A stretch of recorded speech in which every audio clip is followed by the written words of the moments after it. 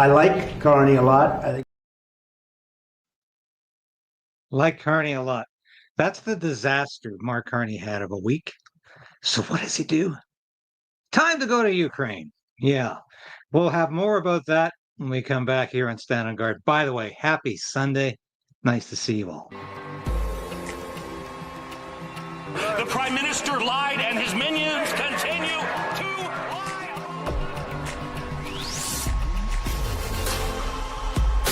We need political change. But we also need to resolve to resist.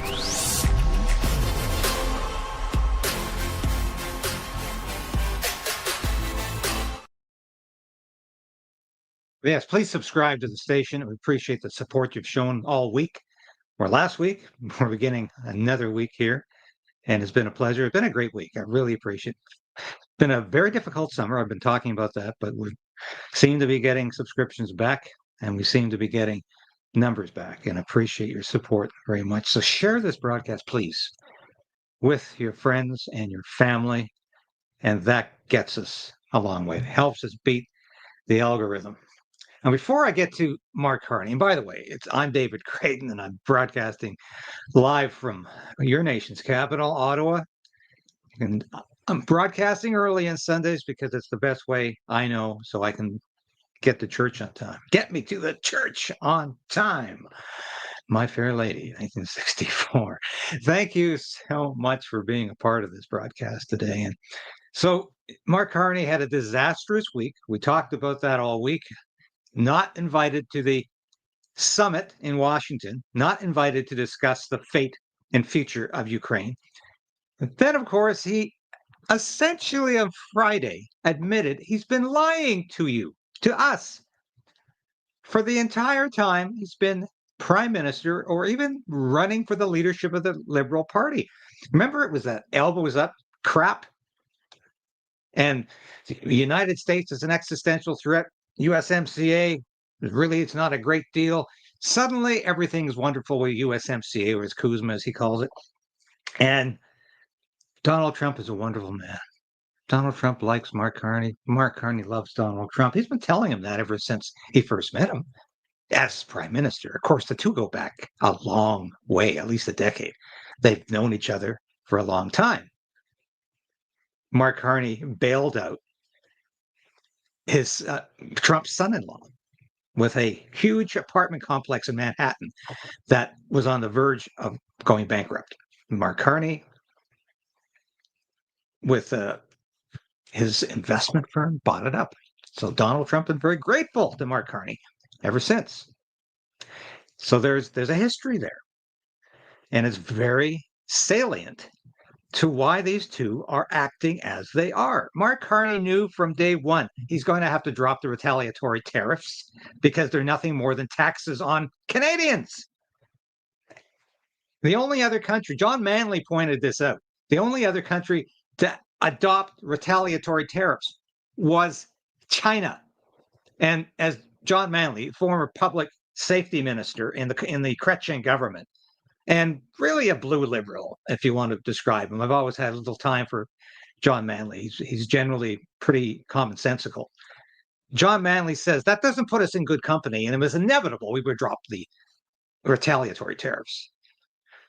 But of course, Mark Carney's been lying about it ever since he came into public office, and this, of course, is completely unacceptable. But before we get to the Mark Carney story, I wanted to bring up Lucy Connolly. Lucy Connolly has been a political prisoner of Keir Starmer ever since she posted something Keir Starmer didn't like. And of course, she's out of jail now, thanks in large part to public pressure. Starmer's political prisoner? Absolutely. And me and several other people. Like I said, it's important to remember that it wasn't just me. He needs to practice what he preaches. I think, he's a human rights lawyer, so maybe he needs to look back at what people's human rights are, what freedom of speech means, and what the laws are in this country. And I remember, of course, Keir Starmer told Donald Trump, there's no censorship in the UK. Donald Trump's not buying it.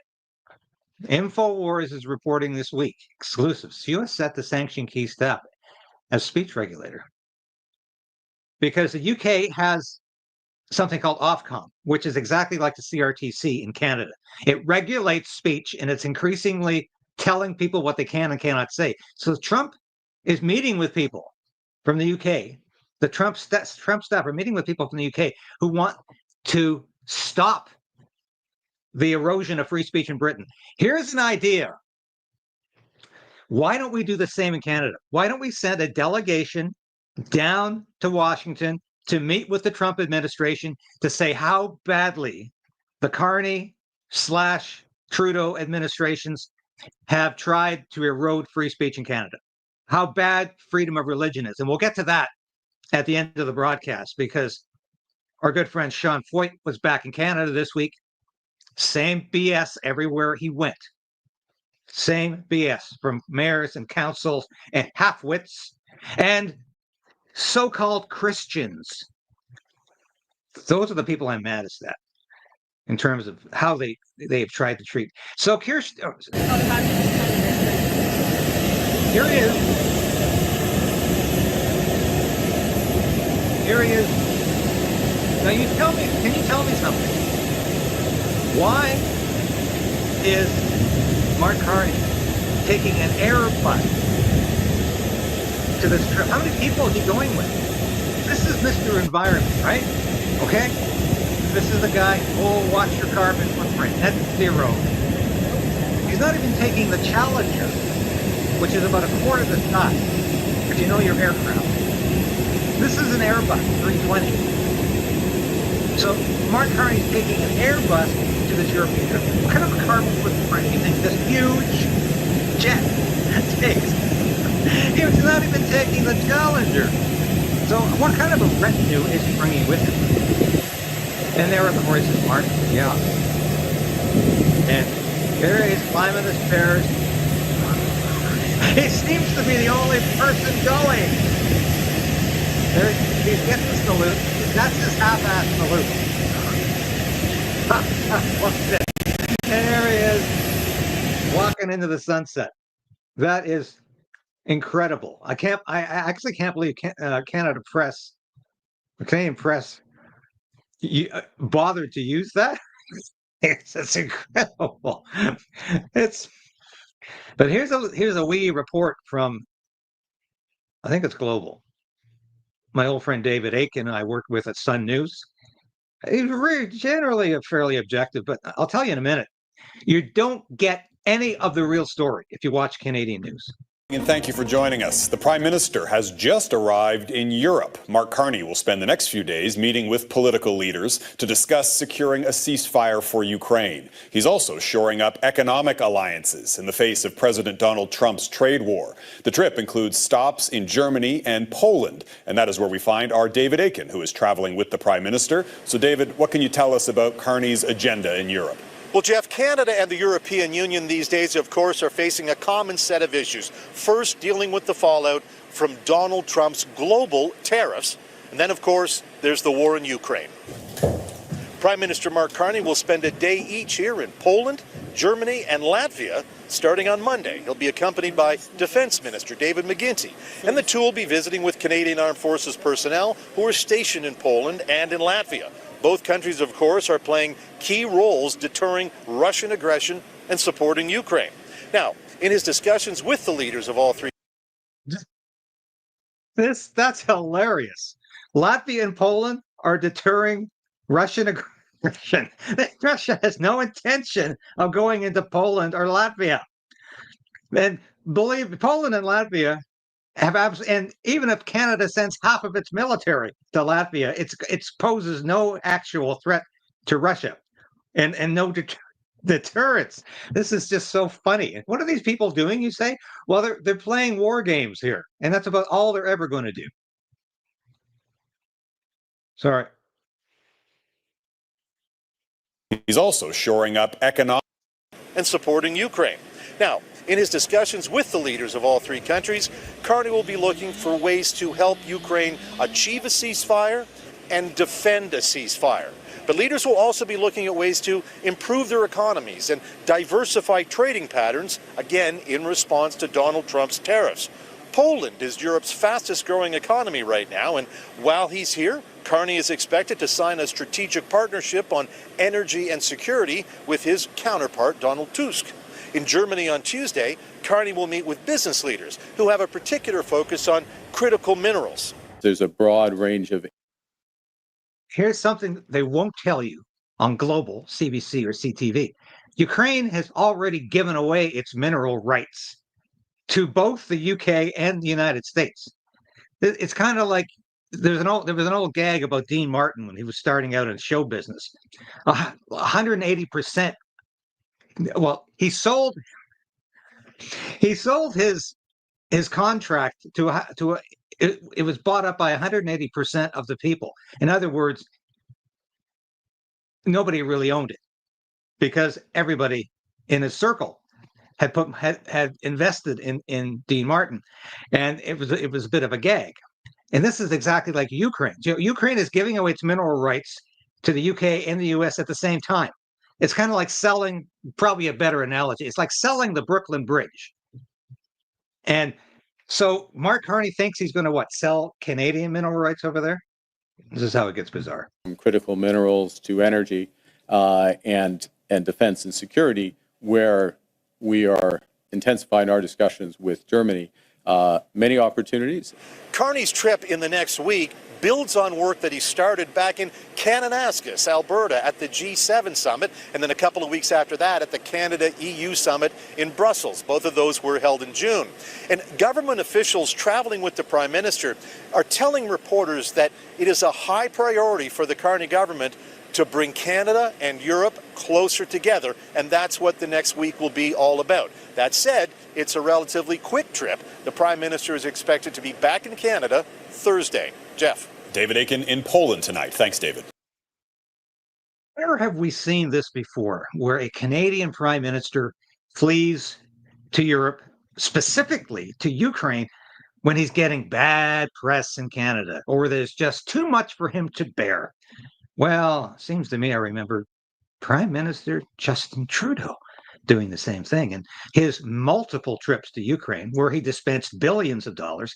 And believe it or not, Mark Carney will be dispensing your tax dollars in the black hole of Kyiv and in Volodymyr Zelensky's pockets, where the cash will end up, as it always does. He's on the verge of losing his presidency. He's going to be kicked out. Ukraine is going to lose this war. It's not going to go badly. It's not going to go well for Ukraine or Zelensky. We're throwing money, good money after bad, or bad money after bad money. It's going to disappear. But we continue to entertain the delusion that Ukraine is somehow going to win this war. And when you put 16-year-olds, people with mental illness, and 60-year-old men into the field to die, you know your country's on the verge of collapse. And clearly that's what's going on. But Mark Carney is looking for a distraction. Don't think about me lying to you over the last 8 months. Let's think about Ukraine, because believe me, we all stand with Ukraine.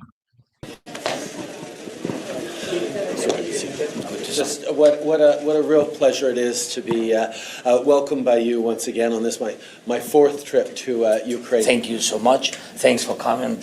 Your visit is very powerful. Thank you. Thank you. Thank you. Isn't that touching? Yes, and there's Trudeau giving away some money. That's Trudeau giving away some money, or playing cards, or whatever they're doing there, or perhaps examining some white powder. I'm not sure if there were allegations of that, of course. But here's another.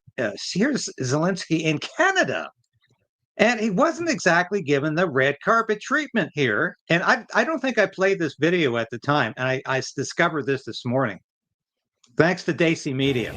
Here we go.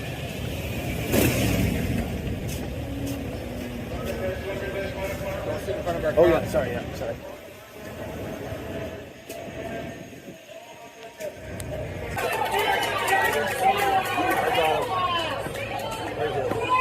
Straight in front of him.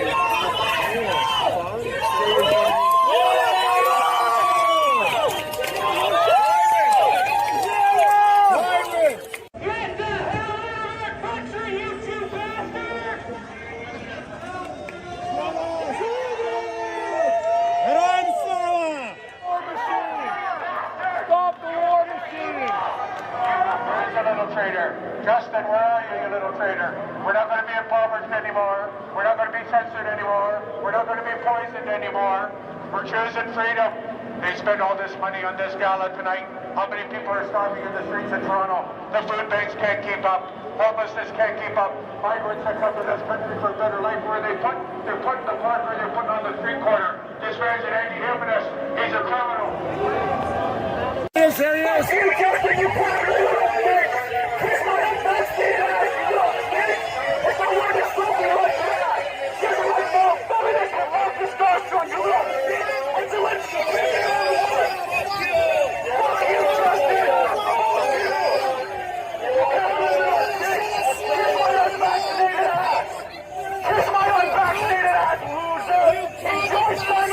Oh, that's him. There he is. There he is, Zelensky. Go home. Get out of our country, Zelensky! Get out of our country! You work for! We know you're an actor! Trudeau and Zelensky on the move. Where's the traitor? Come on, traitor. Come on, you little traitor. Come on.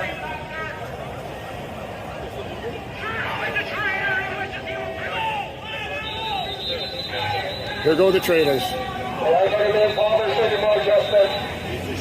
We're not going to be impoverished anymore by you, Justin. We're not going to give this country over to you, Justin. You're not going to be the tyrant that you want to be, Justin. Freedom!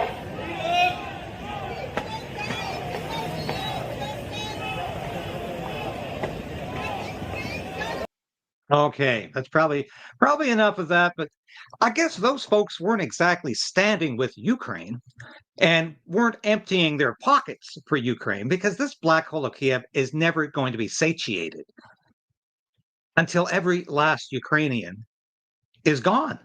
This is why this war is horrible, and it's only being perpetuated because military armaments manufacturers are making billions of dollars off of it.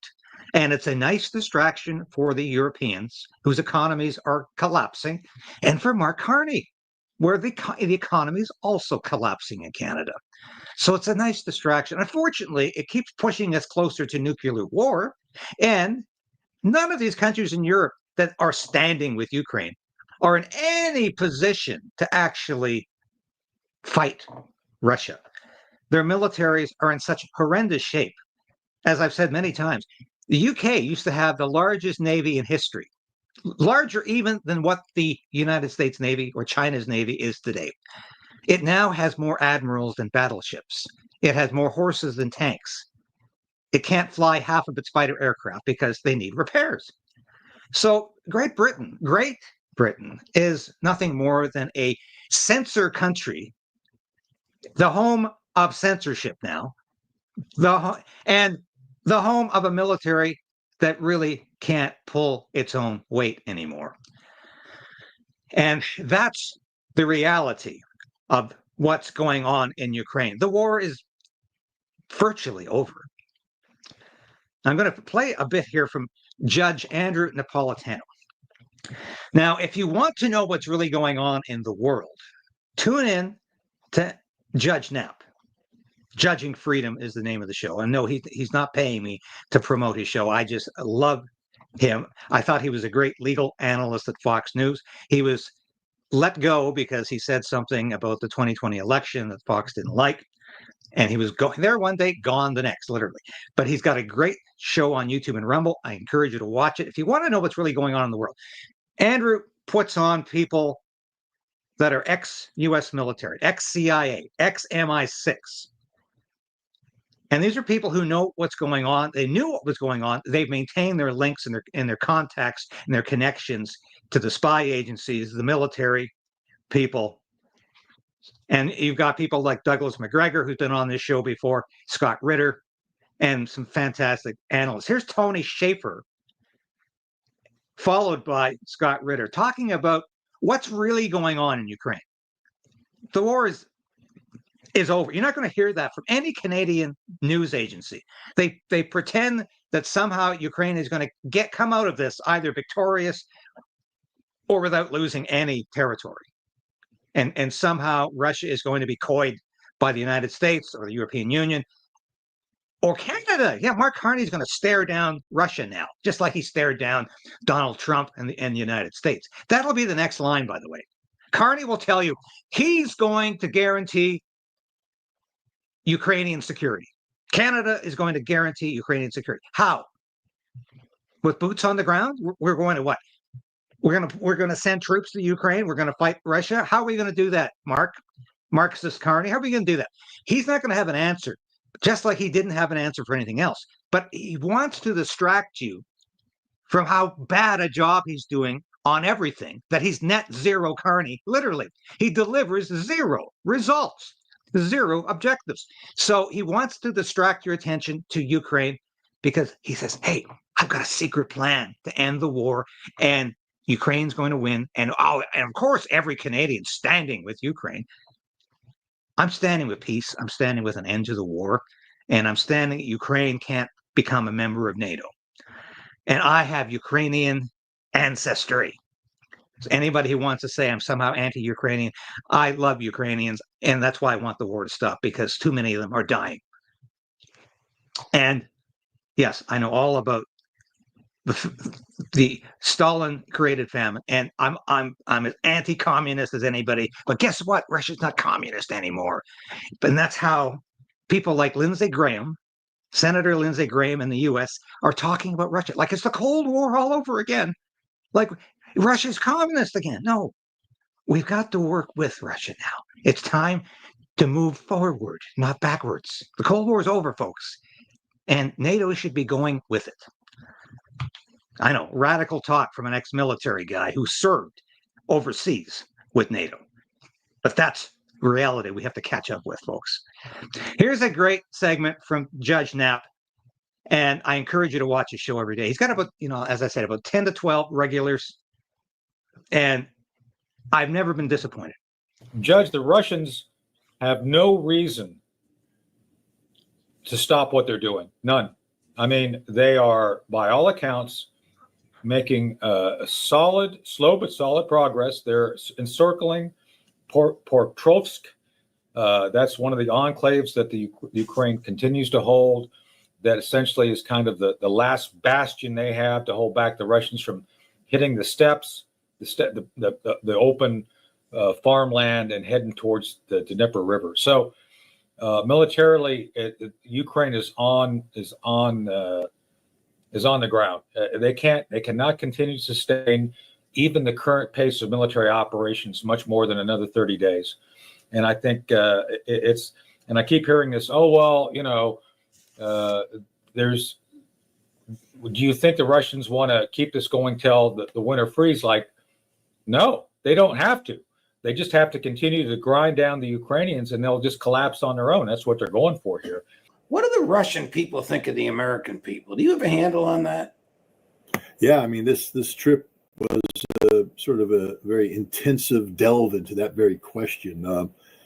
Speaking to Russian influencers, it'd be basically the equivalent of bringing together the top podcasters in the United States, the top alternative media in the United States, people who we can rightly say have a finger on the pulse of what the American people think and do.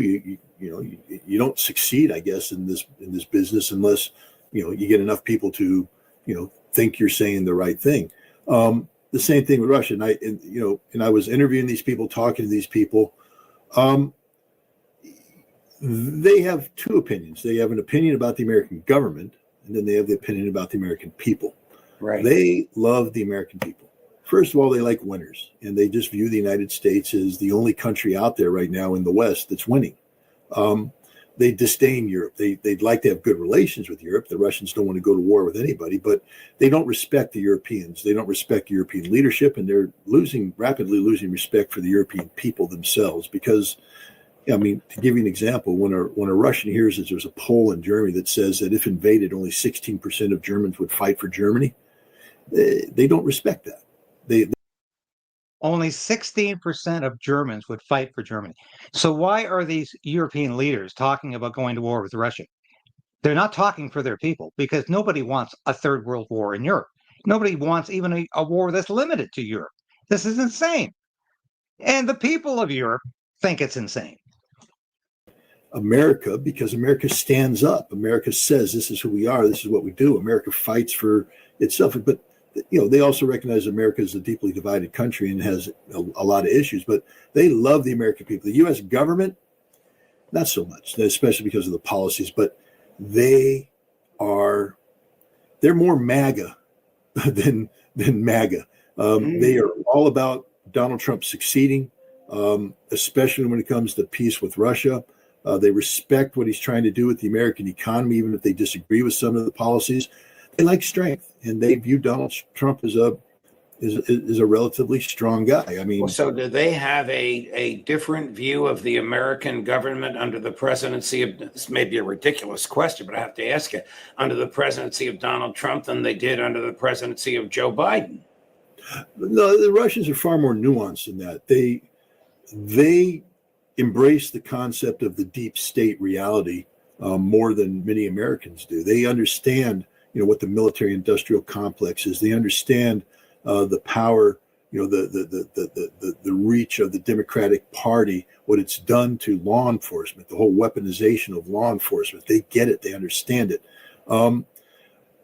They think that Donald Trump stands alone. They don't think that he stands with the American government. They think that many of the people that were in his in the group that he went to Alaska with are people who are working against Donald Trump, people who don't have this, share the same vision. And they're very concerned about that. The message they kept saying is just tell the president that we're with him. We stand with him. He can lean on us. Don't be afraid of us. If you need to lean on us, lean on us. We're here for you. So you Russian people are more MAGA than MAGA?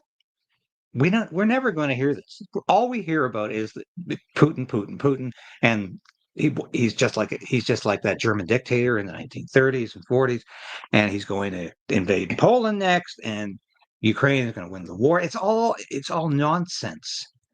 And so I encourage you to watch alternative media. I know most of you probably do. You wouldn't be watching my show today.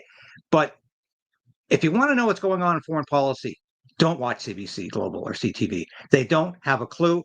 And if they do, they're not going to share it with you because they have an agenda, and that's about keeping the war going. And that's all it's about. Now, when I come back after this brief break for the merchandise, we're going to talk about Sean Feucht's experience in Canada this time.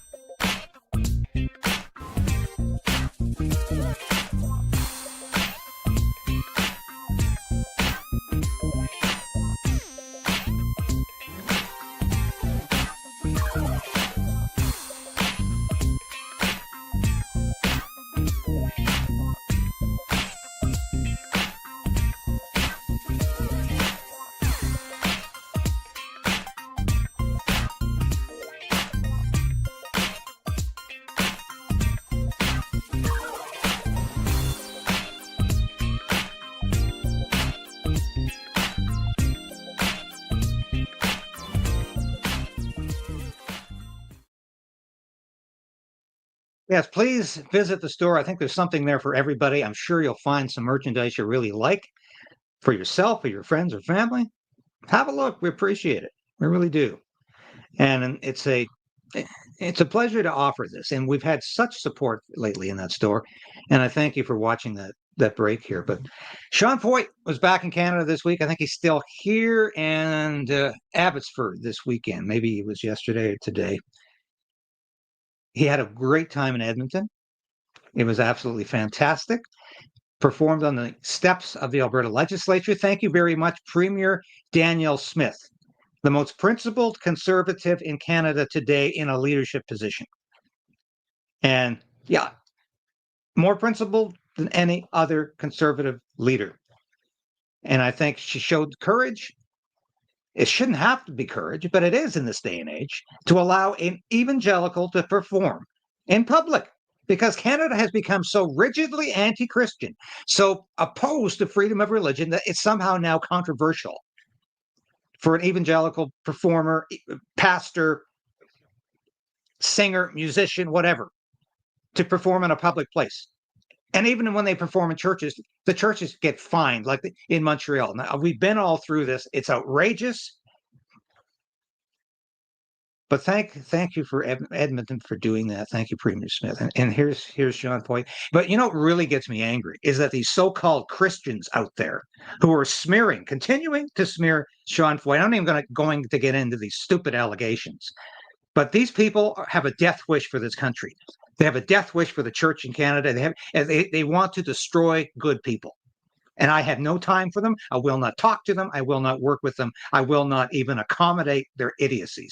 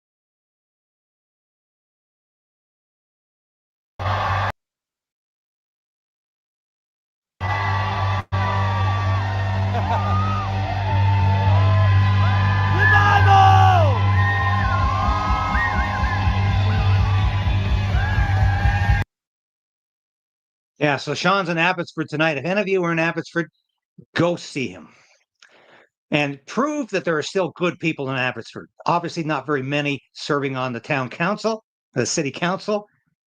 It used to be part of the Bible Belt. It used to be the principal city in the Bible Belt. What a joke. It no longer even believes in free speech or freedom of religion. Abbotsford has become a joke. And if you're in Abbotsford and you're not doing anything about it, you should be ashamed. Put a bag over your head. The mayor of Abbotsford should put a bag over his or her head. I don't even know who the mayor of Abbotsford is because I don't really care. But I care about freedom of speech and freedom of religion, and it's being destroyed across Canada. Sean Feucht is fighting back. Why don't you fight back? Be a part of Let Us Worship. And you look at all of the X stations that are criticizing him, that are smearing him. He's obviously doing something right.